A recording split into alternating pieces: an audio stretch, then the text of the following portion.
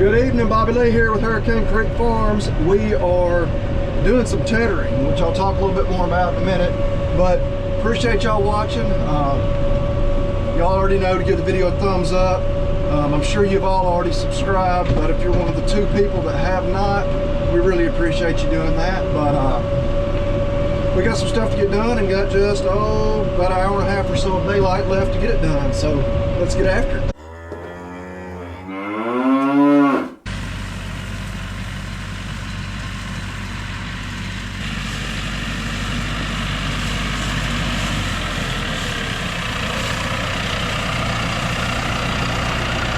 And no, don't adjust your TV screens. And no, I did not win the lottery and buy a brand new John Deere tractor and crony tedder, any of that.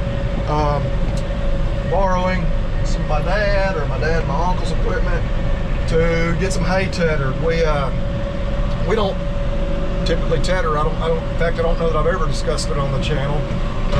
Maybe I have when I was helping them out, but this hay, we cut some hay. It's now Thursday evening. We cut this hay on Tuesday morning, and it just was not drying down at all. We'll show you kind of what we mean when we get into our next fields. We're about done with this one. But a big shout out to my dad, 1, for letting me borrow the tractor and tedder, and 2, he actually got out here about an hour ago and got started for me because I was at work today. But when I checked this field about noon today, it had been about 48 hours since we had baled it.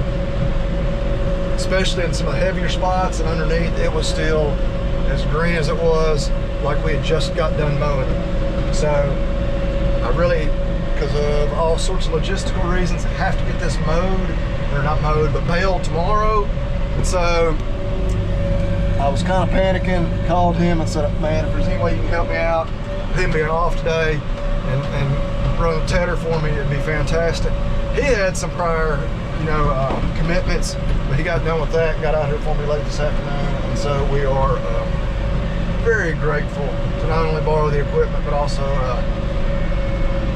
borrow his labor temporarily. But yeah, you can see fairly nice new tedder. They just bought it this year. Getting this hay kind of turned over, stirred up, and basically that's what the tedder does. Picks it up, flips it around, fluffs it, turns it over more than anything, so the grass on the underside can get exposed to the sunlight, the air, and just basically so it can dry. But yeah, we'll get out here in a minute and I'll show you why that is critical, particularly for this particular cutting of hay.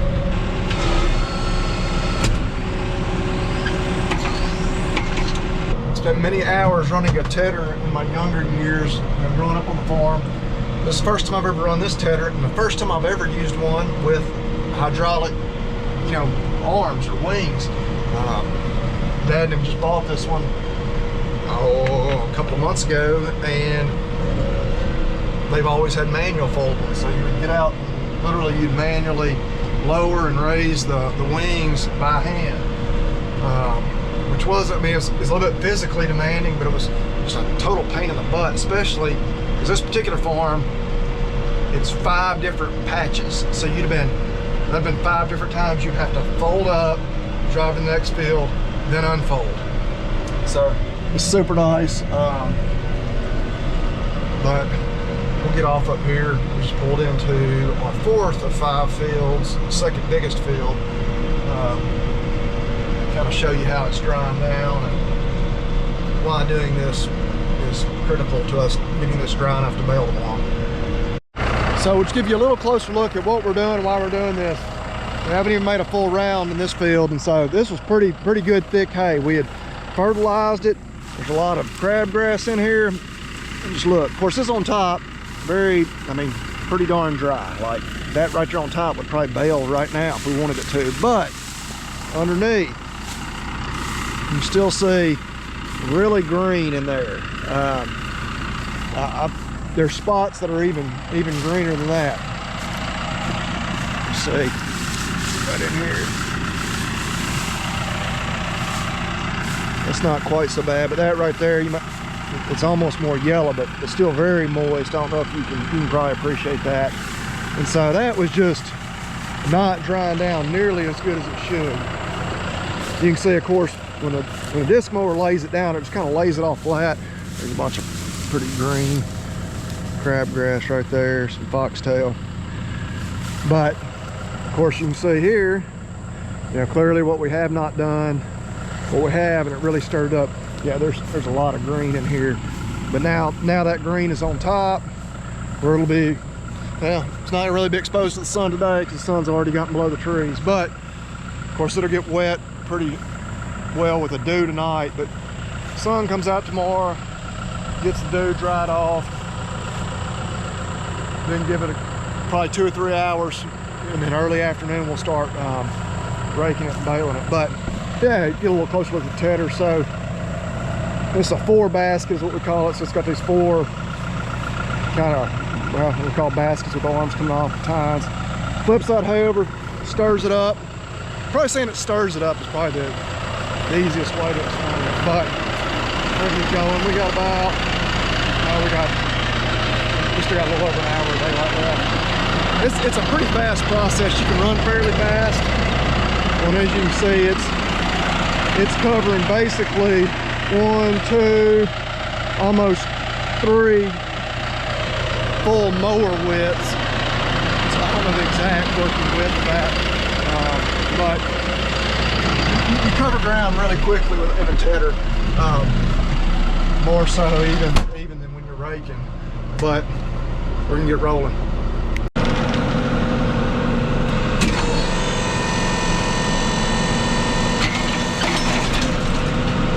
That folding up process much nicer than the old-fashioned manual way. One more little field to go, and it is tiny, so we are just about done. Well, good morning now. We gonna get some morning chores done like usual. We got a heavy dew, you can probably appreciate there. So I think it's just right at 8 o'clock.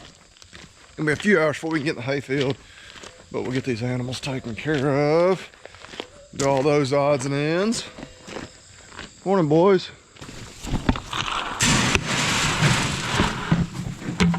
All right, y'all enjoy. There's our buddy 503 out there in the pasture she's not supposed to be in. You know, we had all but decided we were gonna keep her because we had so many others that weren't bred back that we were gonna have to cull. And there she is doing her best to discourage us. And yeah, there's good grass out here where she wants to be. But I'll show you. There's belly deep grass over there where they all are. But look at them, they're all at the gate. It kind of annoys me. I'll even go and say it pisses me off. I don't understand their deal. I mean, we're getting rain now, so there's grass everywhere. But they still, like, they want to go to the new pasture. They want to go to the new pasture. Well, I got news for them. We're saving this pasture. We're stockpiling it for late fall and winter. They ain't coming through here. And y'all are standing there because y'all are going to town because y'all didn't get babies made this year. That's the way it goes. And this is the pasture they're currently in. They're just across the creek at the gate balling. But crabgrass, Bermuda, Dallas grass, I mean belly deep, all they could want. Now, there's a lot of weeds in here, but it ain't too hard for them to eat around the weeds. We do need to really get in here and clip. Yeah, I mean, even where it's short, you can see it's, you know, it's nearly knee deep on me. Absolutely zero want for more grass than what they got in here. They just want, I mean, the grass is always greener. That's just the only way to say it. Yeah, we got all this goat weed. We always have a bunch of it this time of year. That's what we call it anyways, goat weed. Yeah. In a world where I had an endless amount of time and resources, you know, help, whatnot. Yeah, time, the biggest thing, we'd be in here clipping this sometime soon. Our plan is, I really want them to graze this back pretty short. Obviously, they're not gonna graze those weeds because we're gonna oversow some rye in here, some ryegrass this winter. Make sure some good grazing, you know, typically real early in the spring before Even a lot of your perennial cool seasons are putting out. And so that'll do a lot better being broadcast if they've got this grazed back pretty short, and then we get these weeds knocked down. But anyway, we're gonna put out a bag of mineral, and we got one more group of cows to go check. So put out this bag of mineral. Let's go ahead, and because I know somebody inevitably is gonna comment, we probably just go ahead and spray. And yeah, that's always the debate. There's a good bit of clover in these pastures. There's really not anything we can spray to kill these weeds without sacrificing the clover. But at some point you do just say, yeah, the weeds are bad enough. You got to go ahead and do it. And we're probably about there. We probably ought to spray, late next spring, early next summer. Just say, sorry, clover, we're gonna have to live without you. We just got to get some of these other broadleaf weeds under control. But anyway, get this mineral put out and move on.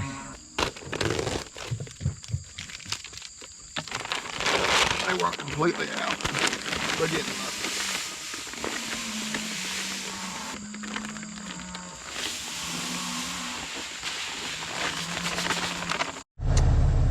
And there's our 7 stockers that didn't get sold, which again, the 2 striped ones never were going to get sold, and we wanted to keep at least 2 or 3 of the others for what we're going to feed out this winter. It just so happens that we had 5 others we couldn't catch, but they all looking good. We put them some feed out.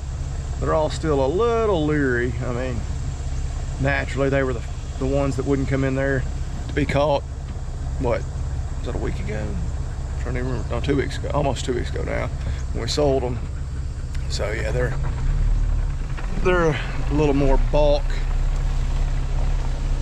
prone. But I'd like for them to start coming up, going in there when we got pigs. Eventually we will haul them home to feed them out this winter, but I don't know.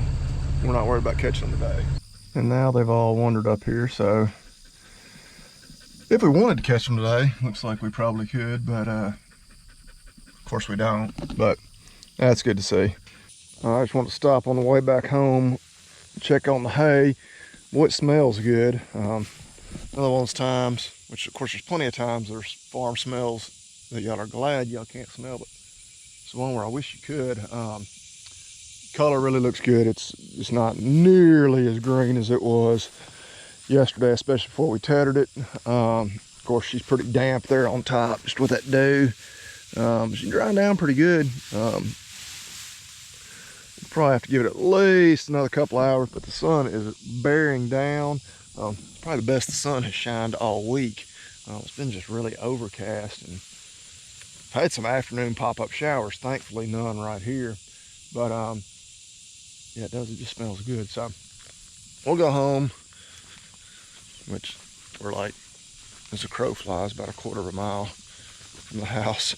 But get some equipment hooked up, shuffled around, greased up, ready to go. And by the time we get done with that, probably won't be quite time to get started, but knowing how our operation works, we're gonna run into a problem or two. And yeah, by the time we get everything ready to go, it'll probably be more than ready to rake.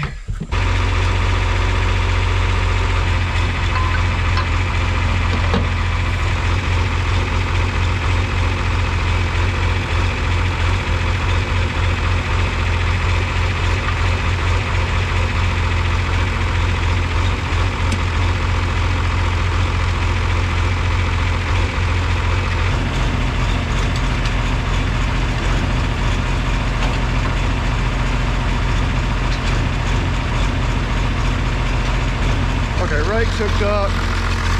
We need to grease it as well.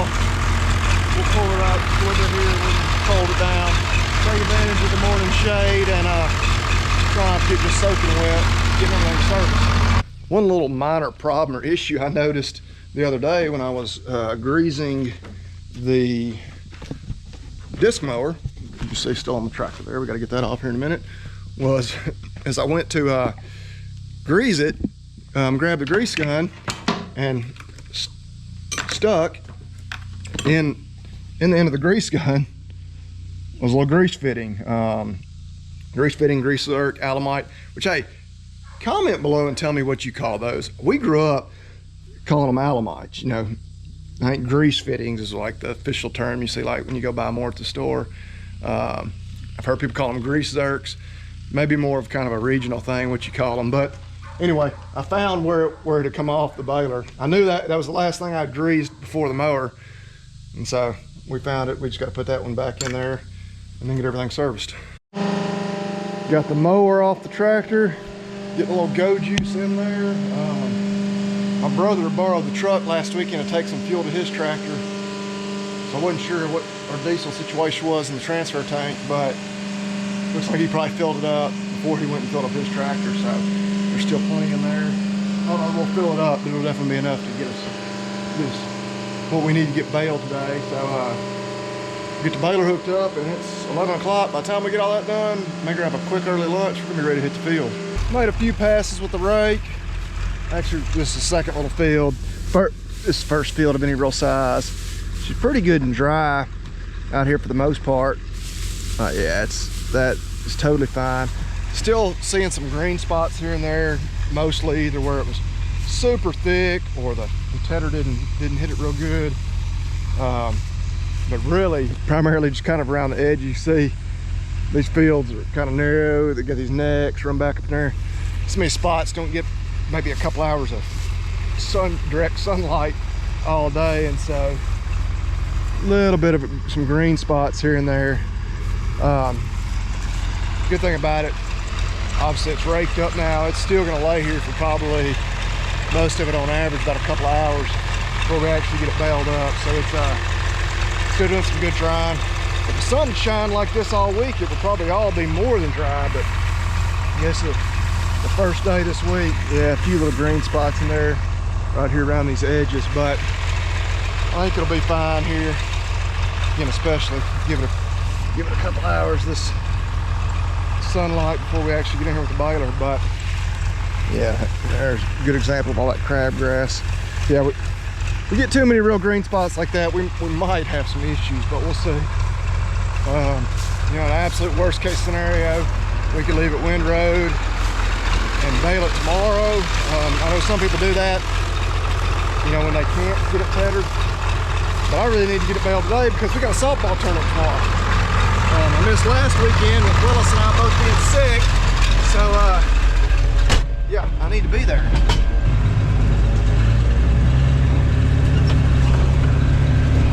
Some of you may be wondering, you know, why is this hay not drying down like you want it to, not as fast as you maybe expected it to?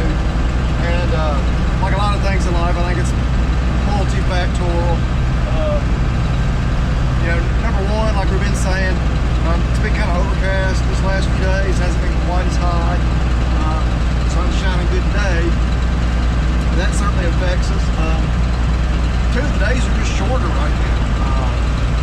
Some days have been getting significantly shorter, I guess, since what, the last couple of months.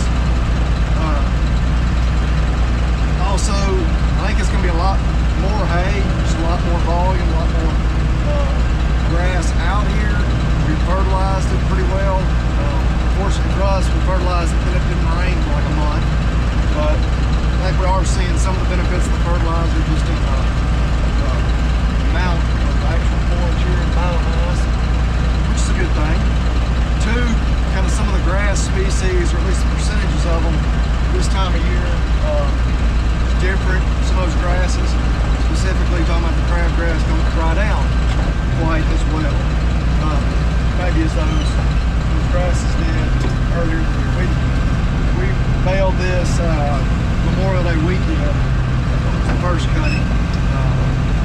But anyway, just a few of the factors there. The next cutting, the last cutting we get will be even more difficult to get it to dry down. Because typically we're in like late October then, and of course days have really gotten shorter. Definitely cooler, so sometimes it was really a challenge to get that last cutting dry enough to bale. We are rolling right along now. Everything's going pretty good. We're about 2.5 hours behind the rake, which is good. There's a little bit of green spots that were still showing up.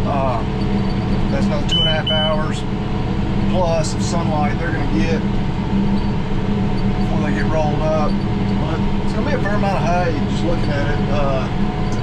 Just looking back at my notes, we only rolled 28 here on the first cutting. It's gonna be, I think it'll be 40 rolls today. Close to it anyway. We rolled like 4 so far.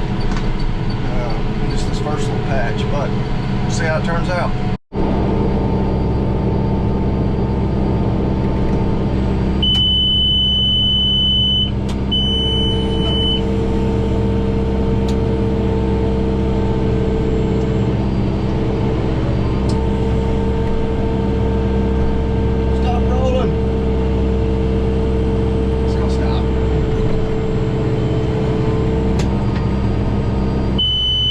Size. I hate that daggum alarm, but look at there. That's roll number 39.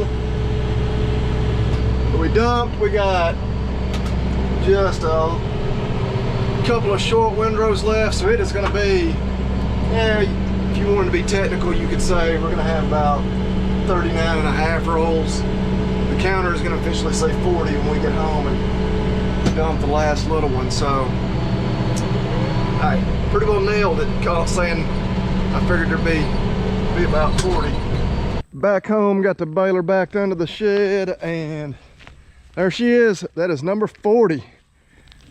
How many I tell y'all they were gonna be? You may officially call it about 39 3/4 rolls of hay, but yeah, hate to brag, but I kind of nailed that one. Saying it was gonna be right at 40 rolls, or I don't remember my exact terminology, but 40 was the number. But anyway, it is 5 o'clock on the dot. We have T-ball practice at 5:45. That means I probably have just enough time to jump in the shower and get to town. So we'll probably wrap it up for this one. We're gonna wrap it up for this day and this video. I don't know when we'll get that hay moved home.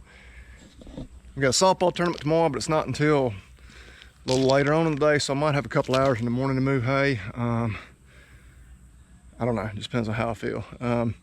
Maybe best, we won't be able to get it all moved, so it may be best just wait and move it on Sunday. That's probably the smart move. But anyway, you just have to watch. You got to check out the next video and see if we get that hay home. But anyway, appreciate y'all watching. As always, y'all remember, eat beef and God bless.